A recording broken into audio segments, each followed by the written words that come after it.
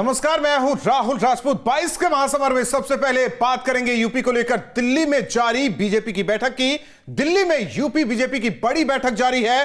बैठक में स्वतंत्र देव सिंह से लेकर चुनाव प्रभारी धर्मेंद्र प्रधान मौजूद है। माना जा रहा है कि लखीमपुर की घटना के बाद पार्टी डैमेज कंट्रोल की कोशिश में जुट गई है। नमस्कार, मैं हूं शुभम त्रिपाठी और 22 के महासमर में हम यह भी जानेंगे कि कांग्रेस मौन व्रत वाली सियासी राजनीति से आखिर क्या हासिल करना चाहती है। क्या मौन व्रत से कांग्रेस की सियासी मनोकामना पूरी होगी?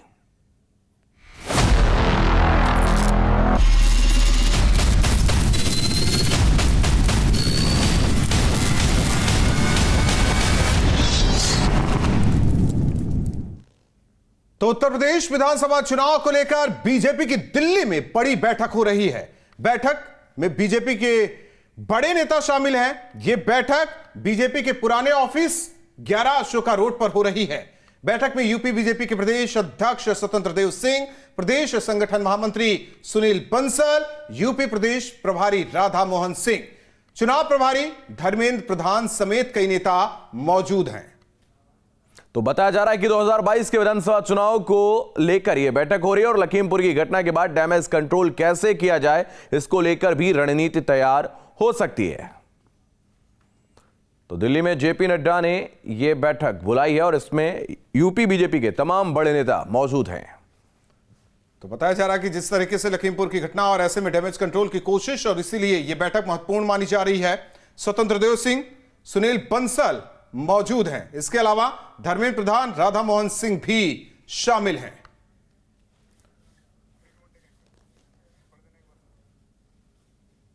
तो बड़ी बैठक जिस तरीके से हो रही, बड़ी खबर आपको बता दें, दिल्ली में जेपी नड्डा ने बड़ी बैठक बुलाई है। सुनील बंसल, स्वतंत्र देव सिंह दिल्ली में मौजूद।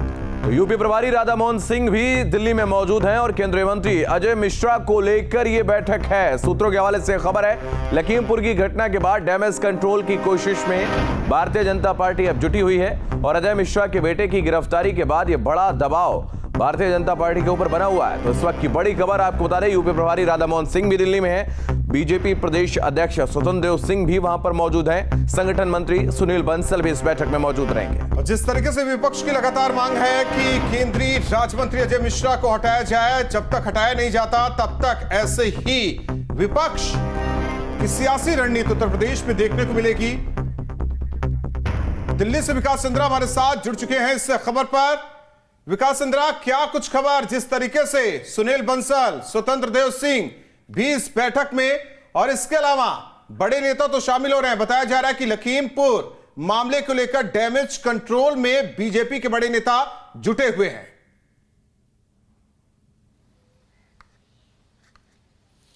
देखिए, इसमें कोई संदेह नहीं है कि लखीमपुर की घटना के बाद से बीजेपी में हलचल है। बीजेपी डैमेज कंट्रोल में जुटी हुई है। लगातार बीजेपी नेताओं का दौरा भी उत्तर प्रदेश में हो रहा है और संगठन को लेकर के भी इनकी बैठकें हो रही हैं और नई नई रणनीति बनाई जा रही है। जहां तक रहा सवाल, अगर इस बैठक की बात करें तो ये बैठक 5 तारीख को ही होने वाली थी, लेकिन किसी कारण से ये टल गई और वो बैठक आज हो रही है। और जैसा कि आपने दर्शकों को भी बताया कि 11 अशोका रोड, जहाँ बीजेपी का वार रूम है, जब भी कहीं चुनाव होता है तो यहीं से पूरा कंट्रोल होता है, उस वार रूम में यह बैठक चल रही है। और बैठक 3 बजे शुरू हुई और जब बैठक की शुरुआत हुई तो उसमें राधा मोहन सिंह, स्वतंत्र देव सिंह, सुनील बंसल, धर्मेंद्र प्रधान मौजूद थे और लगभग ठीक 5 बजे के आसपास, यानी बैठक शुरू होने के 2 घंटे के बाद बीजेपी के राष्ट्रीय अध्यक्ष जेपी नड्डा भी उस बैठक में पहुंच गए और जेपी नड्डा भी उस बैठक में और बीएल संतोष इस बैठक को ले रहे हैं। अध्यक्षता उनकी थी और अब पार्टी अध्यक्ष जब जेपी नड्डा पहुंच गए तो उनके साथ सभी वरिष्ठ नेताओं की बैठक हो रही है। जो जानकारी मिल रही है उसके मुताबिक शुद्ध रूप से संगठनात्मक विषयों को लेकर, चुनाव की रणनीति को लेकर, चुनाव की व्यवस्था को लेकर और लखीमपुर खीरी की घटना के बाद जो राजनीतिक परिस्थिति बदली है तो उसके डैमेज कंट्रोल कैसे किया जाए, कैसे जनता तक पहुंचा जाए और लोगों तक ये संदेश भिजवाया जाए कि ये लखीमपुर की घटना जो है एक साजिश है। बीजेपी इसको साजिश करार देने की पूरी कोशिश कर रही है कि लोगों में ये संदेश जाए कि ये साजिश के तहत ये किया गया है। तो इन तमाम बातों को लेकर के रणनीति बनाने के लिए बैठक बुलाई गई है। तो लगभग 3 घंटे से बैठक चल रही है, मैराथन बैठक कह सकते हैं। और एक और इसमें बात पर चर्चा होनी है कि आपने देखा होगा कि जब भी चुनावी मौसम आता है तो बीजेपी में एक ज्वाइनिंग ज्वाइनिंग का दौर शुरू हो जाता है। तो उत्तर प्रदेश में भी कई सारी ज्वाइनिंग होनी है, उन सभी नामों पर भी इस बैठक में विचार होना है कि किसे पार्टी में ज्वाइन कराया जाए और किसे न ज्वाइन कराया जाए। जो जानकारी मेरे पास मिली है कि कांग्रेस, सपा और बसपा तीनों पार्टी के तमाम नेता लिस्ट में शामिल हैं, तो उस पर भी चर्चा होगी कि किसे ज्वाइन कराया जाए। लेकिन सबसे बड़ी बात है कि 100 दिन और 100 कार्यक्रम, जो एक जानकारी ठोस आई कि इस पर किसकी रूपरेखा तैयार की जा रही है कि अगले 100 दिन तक बीजेपी क्या 100 नए कार्यक्रम कर सकती है, तो उसकी रूपरेखा तैयार भी की जा रही है इस बैठक में बैठकर वरिष्ठ नेताओं के द्वारा। जी विकास, अगर हम बात करें, लगातार विपक्ष आरोप भी लगा रहा है और अजय मिश्रा के इस्तीफे को लेकर भी कांग्रेस और समाजवादी पार्टी दोनों इस वक्त मुखर हैं। क्या उस पर भी निर्णय लिया जा सकता है और कितनी देर में यह बैठक शुरू होने वाली है?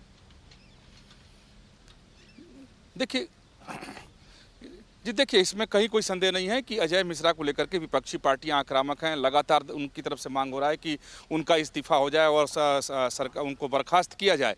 लेकिन ये जो बैठक अभी चल रही है, अगर इस बैठक की बात करें तो जो मेरे पास तक अभी जानकारी मिली है कि लखीमपुर खीरी की घटना पर तो इसमें चर्चा होनी है, उसके बाद की परिस्थिति पर चर्चा होनी है, उसके बाद कैसे रणनीति पर पार्टी चले उस पर चर्चा होनी है, रणनीति बनाई जानी है।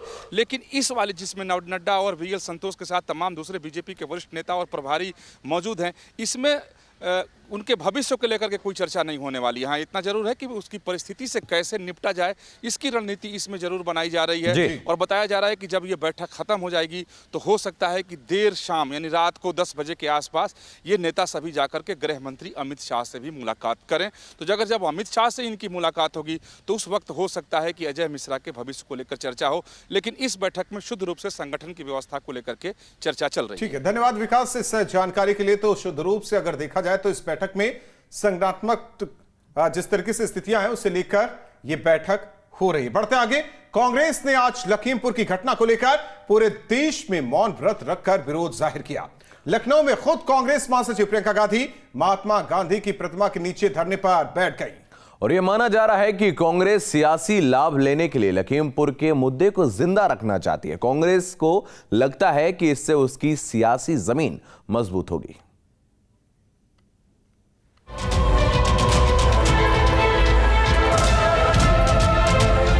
लखीमपुर हिंसा में किसानों की मौत को लेकर कांग्रेस ने यूपी से लेकर पूरे देश में मौन व्रत रखकर धरना प्रदर्शन किया।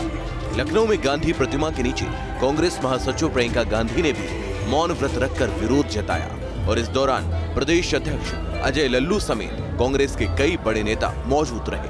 कांग्रेस का कहना है कि जब तक गृह राज्य मंत्री अजय मिश्रा को बर्खास्त नहीं किया जाता है उनकी लड़ाई जारी रहेगी। कांग्रेस ने आज ये प्रोटेस्ट का आह्वान किया था पूरे देश में कि जब तक बीजेपी के गृह राज्य मंत्री इस्तीफा नहीं देंगे तब तक कांग्रेस आंदोलन करती रहेगी। और उसी इस्तीफे की मांग और बर्खास्तगी की मांग को लेकर खुद प्रियंका गांधी 2 घंटे के मौन प्रदर्शन पर बैठी हुई हैं। कुछ दिनों पहले उन्होंने ये तय किया था कि पूरे देश में ये प्रदर्शन होगा और पार्टी के तमाम वरिष्ठ नेता भी मौजूद हैं। प्रमोद तिवारी, आराधना मिश्रा के साथ तमाम वरिष्ठ लीडर यहाँ पर मौजूद हैं। खुद नसीमुद्दीन सिद्दीकी, अजय कुमार लल्लू मौजूद हैं। कांग्रेस का आरोप है कि राज्य और केंद्र सरकार लखीमपुर के अपराधियों को बचा रही है। कांग्रेस ने योगी सरकार से पूछा है कि आखिर इनके खिलाफ कब बुलडोजर चलेगा। बच्चा सवाल कर रहा है योगी आदित्यनाथ से, मगर केंद्र सरकार मंत्री को बचाने का प्रयास कर रही है, अपराधियों को बचाने का प्रयास कर रही है। उत्तर प्रदेश कांग्रेस कमेटी पूछना चाहती है कि अपराधियों के घर पर बुलडोजर कब चलेगा और कब तक नहीं चलाएंगे। क्या संविधान अलग अलग है एक आदमी के लिए, एक कानून अलग अलग है, सबके लिए बराबर है, तो बुलडोजर कब चलाएंगे अपराधियों पर। लखीमपुर की घटना के बाद कांग्रेस का जोश हाई है। कांग्रेस किसानों के बहाने सियासी माइलेज लेने में जुट गई है और कांग्रेस रणनीति के तहत लखीमपुर के मुद्दे को लेकर बीजेपी सरकार को घेर रही है। पार्टी की कोशिश है कि लखीमपुर के मुद्दे को ठंडा न पड़ने दिया जाए ताकि विधानसभा चुनाव में इसका लाभ पार्टी को मिल सके। लखनऊ से निखिल शर्मा के साथ टीम न्यूज स्टेट। तो पहाड़ में आज बीजेपी को बड़ा झटका लगा है। धामी कैबिनेट में मंत्री यशपाल आर्या और उनके विधायक बेटे ने कांग्रेस का दामन थाम लिया। दिल्ली में आयोजित कार्यक्रम में यशपाल आर्या की घर वापसी हो गई है। यशपाल आर्य पहाड़ के बड़े दलित नेता माने जाते हैं। माना जा रहा है कि कांग्रेस ने राजकुमार के बीजेपी में शामिल होने का बदला लिया है। अब देखना होगा कि चुनाव से पहले दल बदल का खेल कब तक चलता है।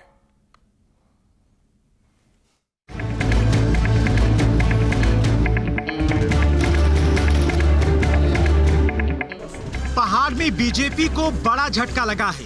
धामी सरकार में कैबिनेट मंत्री यशपाल आर्य और उनके बेटे संजीव आर्य ने कांग्रेस का दामन थाम लिया।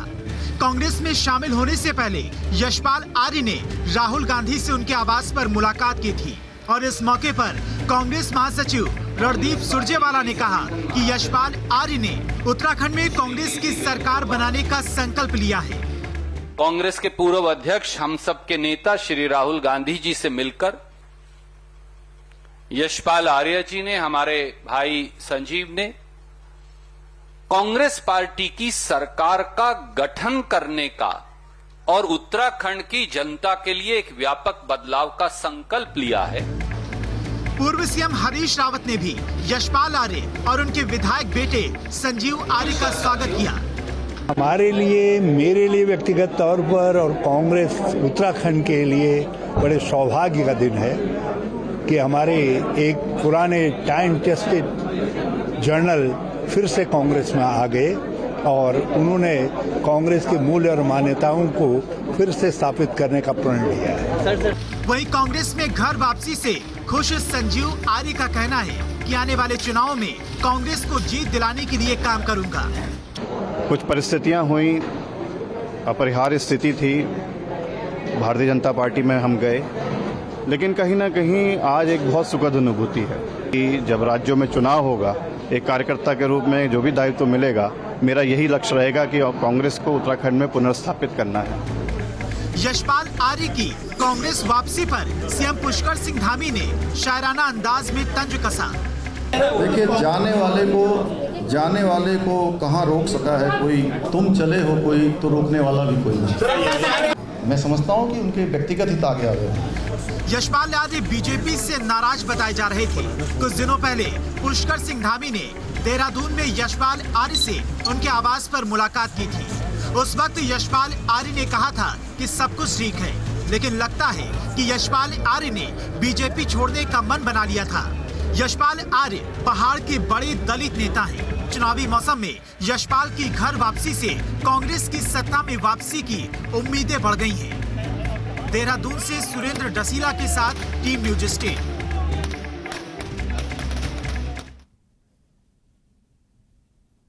और इसी के साथ 22 का महासमर में आज के लिए बस इतना ही।